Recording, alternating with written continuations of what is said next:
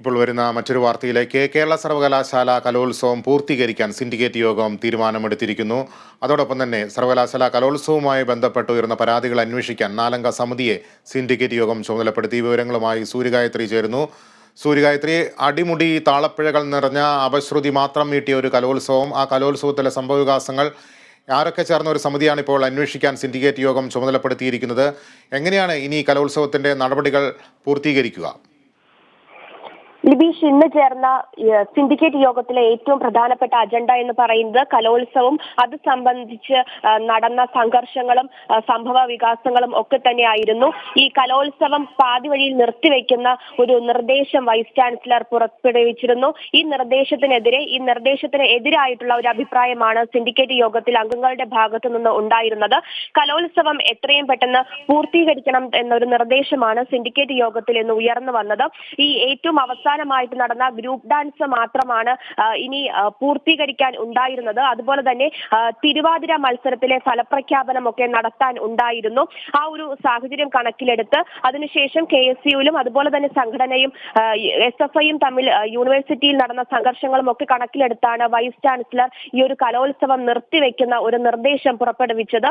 ഇനി നടക്കാനിരിക്കുന്ന മത്സരങ്ങൾ അവിടെ വെച്ച് അവസാനിപ്പിക്കണം. ഇനി പ്രഖ്യാപിക്കാനിരിക്കുന്ന മത്സരങ്ങളുടെ ഫലപ്രഖ്യാപനം പ്രഖ്യാപിക്കേണ്ട ആവശ്യമില്ല എന്ന നിർദ്ദേശം വൈസ് ചാൻസലർ പറഞ്ഞിരുന്നു. എന്നാൽ ഈ നിർദ്ദേശം അംഗീകരിക്കാൻ സിൻഡിക്കേറ്റിലെ അംഗങ്ങൾ തയ്യാറായിരുന്നില്ല. അതേ തുടർന്നാണ് ഇന്നിപ്പോൾ യോഗം ചേർന്നത്.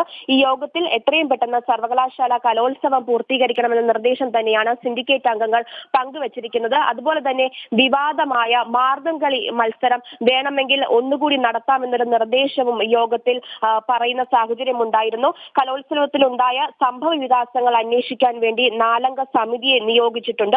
ഡോക്ടർ ഗോപ് ചന്ദ്രൻ, G മുരളീധരൻ സിൻഡിക്കേറ്റ് അംഗങ്ങളാണ്. മുൻ MLA ആയ R രാഗേഷ്, ഡോക്ടർ ജയൻ എന്നീ 4 പേരടങ്ങുന്ന സമിതിയെയാണ് ഇപ്പോൾ നിയോഗിച്ചിരിക്കുന്നത്. ഒരാഴ്ചയ്ക്കുള്ളിൽ റിപ്പോർട്ട് സമർപ്പിക്കണമെന്ന നിർദ്ദേശമാണ് ഈ സമിതിക്ക് നൽകിയിട്ടുള്ളത്. ഈ റിപ്പോർട്ട് സമർപ്പിച്ചതിന് ശേഷമായിരിക്കും കലോത്സവം പൂർത്തീകരിക്കുന്നതുമായി ബന്ധപ്പെട്ട ബാക്കി തീരുമാനങ്ങൾ സിൻഡിക്കേറ്റ് അംഗങ്ങൾ കൈക്കൊള്ളുക. മറ്റൊരു കാര്യം എന്ന് പറയുന്നത്, ഇന്നലെ വൈസ് ചാൻസലർ യൂണിയൻ റദ്ദാക്കുന്നത് സംബന്ധിച്ച ഒരു നിർദ്ദേശം പുറപ്പെടുവിച്ചിരുന്നു. കാലാവധി കഴിഞ്ഞ എന്നൊരു കാരണത്താലാണ് യൂണിയൻ റദ്ദ് ചെയ്യണമെന്ന ആവശ്യം വൈസ് ചാൻസലർ പുറപ്പെടുവിച്ചത്.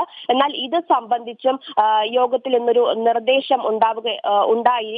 അതായത് ഈ 2 മാസം കൂടി യൂണിയന് കാലാവധി നീട്ടിക്കൊടുക്കുന്നത് സംബന്ധിച്ച നിർദ്ദേശങ്ങൾ ഇന്ന് യോഗത്തിൽ ഉണ്ടായിരുന്നു. ഇതും റിപ്പോർട്ട് നൽകിയതിനു ശേഷം, ഈ സമിതി റിപ്പോർട്ട് നൽകിയതിനു ശേഷമായിരിക്കും യൂണിയന് കാലാവധി നീട്ടി നൽകുന്ന കാര്യത്തിൽ ഒരു തീരുമാനം കൈക്കൊള്ളുക.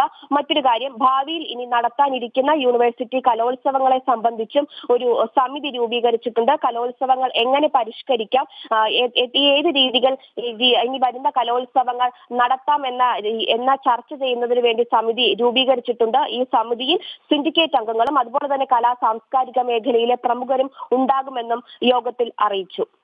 ലിബീഷ്. ശരി സൂര്യ, നിർത്തിവെച്ച കേരള സർവകലാശാല കലോത്സവം പൂർത്തീകരിക്കാൻ സിൻഡിക്കേറ്റ് യോഗം തീരുമാനമെടുത്തിരിക്കുന്നു. സർവകലാശാലയിലുണ്ടായ സംഭവങ്ങളെക്കുറിച്ച് അന്വേഷിക്കാൻ 4 അംഗ സമിതിയെ സിൻഡിക്കേറ്റ് യോഗം ചുമതലപ്പെടുത്തി. സർവകലാശാല യൂണിയൻ അസാധുവാക്കിയ VCയുടെ നടപടി അതിനോട് സിൻഡിക്കേറ്റ് യോഗം അനുകൂലമായിട്ടല്ല പ്രതികരിച്ചിരിക്കുന്നതെന്നും സൂര്യഗായത്രി തിരുവനന്തപുരത്ത് നിന്ന് റിപ്പോർട്ട് ചെയ്യുന്നു.